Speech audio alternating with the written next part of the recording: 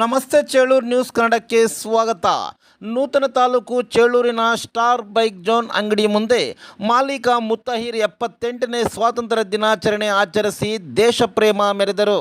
ಧ್ವಜಾರೋಹಣ ಕಾರ್ಯಕ್ರಮಕ್ಕೆ ಗ್ರಾಮ ಪಂಚಾಯಿತಿ ಪಿಡಿಒ ವೆಂಕಟಾಚಲಪತಿರವರನ್ನು ಆಹ್ವಾನಿಸಿ ಧ್ವಜಾರೋಹಣ ನೆರವೇರಿಸಿದರು. ಪಿಡಿಒ ವೆಂಕಟಾಚಲಪತಿರವರು ಧ್ವಜಾರೋಹಣ ನೆರವೇರಿಸಿ ಮಾತನಾಡಿದ ಅವರು, ದೇಶಕ್ಕೆ ಸ್ವಾತಂತ್ರ್ಯ ಬರಲು ಅನೇಕ ಮಹಾನ್ ಪುರುಷರ ತ್ಯಾಗ ಬಲಿದಾನಗಳಿಂದ ಸ್ವಾತಂತ್ರ್ಯ ಬಂತು. ಆದರೆ ದೇಶದಲ್ಲಿ ಅಸಮಾನತೆ, ಮೂಢನಂಬಿಕೆ, ನಿರುದ್ಯೋಗದಿಂದ ದೇಶಕ್ಕೆ ಪೂರ್ಣ ಸ್ವಾತಂತ್ರ್ಯ ಬಂದಿಲ್ಲ.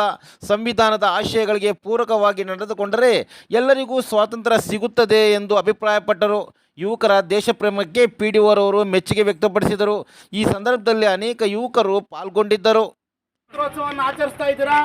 ಈ ಒಂದು 78ನೇ ಸ್ವಾತಂತ್ರ್ಯೋತ್ಸವ ಶುಭಾಶಯಗಳನ್ನು ನಮ್ಮ ಎಲ್ಲ ಯುವಕರಿಗೆ ಹೇಳುತ್ತಾ, ಏನೋ ಭಾರತ 300 ವರ್ಷಗಳಿಗೂ ಹೆಚ್ಚು ಕಾಲ ಪರಕೀಯರ ಆಡಳಿತದಲ್ಲಿದ್ದು ಅವರ ಗುಲಾಮರಾಗಿರ್ತಕ್ಕಂಥ ಭಾರತ ಸುಮಾರು 300 ವರ್ಷಗಳಷ್ಟು ಭಾರತದ ಎಲ್ಲ ಮಹನೀಯರ ತ್ಯಾಗ ಬಲಿದಾನಗಳ ಹೋರಾಟದ ನಿರಂತರ ಹೋರಾಟದ ಪರವಾಗಿ 1947 ಆಗಸ್ಟ್ 15 ಸ್ವಾತಂತ್ರ್ಯ ಪಡೆದುಕೊಂಡಿದೆ. ಇದನ್ನು ಸಂಭ್ರಮಿಸ್ತಾ ಇದ್ದೀವಿ.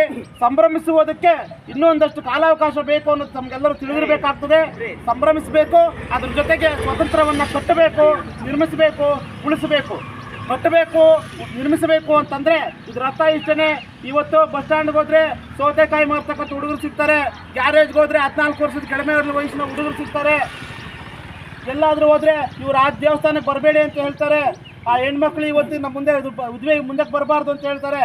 ಅಂದರೆ ಈ ದೇಶದಲ್ಲಿ ಕೆಲಸ ಇಲ್ಲದೆ ಇರ್ತಕ್ಕಂಥವ್ರು ಇದ್ದಾರೆ, ನಿರುದ್ಯೋಗಗಳಿದ್ದಾರೆ, ಮೂಢನಂಬಿಕೆಗಳು ನಂಬತಕ್ಕಂಥವ್ರು ಇದ್ದಾರೆ, ಜಾತಿ, ಧರ್ಮ, ಭಾಷೆ, ಪ್ರದೇಶಗಳ ಆಚರಣೆಯಲ್ಲಿ ಅಸಮಾನತೆಯನ್ನು ಇದ್ದಾರೆ.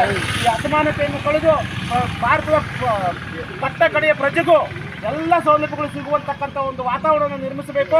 ಅದಕ್ಕೆ ಭಾರತ ಸಂವಿಧಾನದ ಎಲ್ಲ ಆಶಯಗಳನ್ನು, ಮೂಲ ಮಂತ್ರಗಳನ್ನು ಎತ್ತಿ ಹಿಡಿದಲ್ಲಿ ಮಾತ್ರ ಈ ದೇಶ ಪೂರ್ಣ ಸ್ವತಂತ್ರ ಆಗಿದೆ ಅಂತಕ್ಕಂಥ ಅರ್ಥ ಆಗ್ತದೆ. ಆ ದಿಕ್ಕಿನಲ್ಲಿ ಸಂವಿಧಾನದ ಅಳಿವು ಉಳಿವಿಗಾಗಿ, ಸಂವಿಧಾನವನ್ನು ಉಳಿಸೋದಕ್ಕಾಗಿ ನಮ್ಮ ಎಲ್ಲರೂ ಕೂಡ ಕಾಯವಾಚ ಮೂಲಕ ನಮ್ಮ ದೈನಂದಿನ ಬದುಕಿನಲ್ಲಿ ನಮ್ಮ ಆಲೋಚನೆಗಳು, ನಮ್ಮ ಮಾತುಗಳ ರೀತಿಯಲ್ಲಿ ನಾವು ಬದುಕಬೇಕಾಗ್ತದೆ. ಅದಕ್ಕೆ ತಾವೆಲ್ಲರೂ ಕಾರಣೀಭೂತರಾಗಬೇಕು ಅಂತೇಳಿ ತಮ್ಮನ್ನೆಲ್ಲ ವಿನಂತಿಸ್ಕೊಳ್ತಾ ಈ ಕಾರ್ಯಕ್ರಮಕ್ಕೆ ನನ್ನನ್ನು ಆಹ್ವಾನಿಸಲಿಕ್ಕೆ ತಮ್ಮೆಲ್ಲರಿಗೂ ಕೂಡ ನಮಸ್ಕಾರಗಳನ್ನು ನೀಡಿ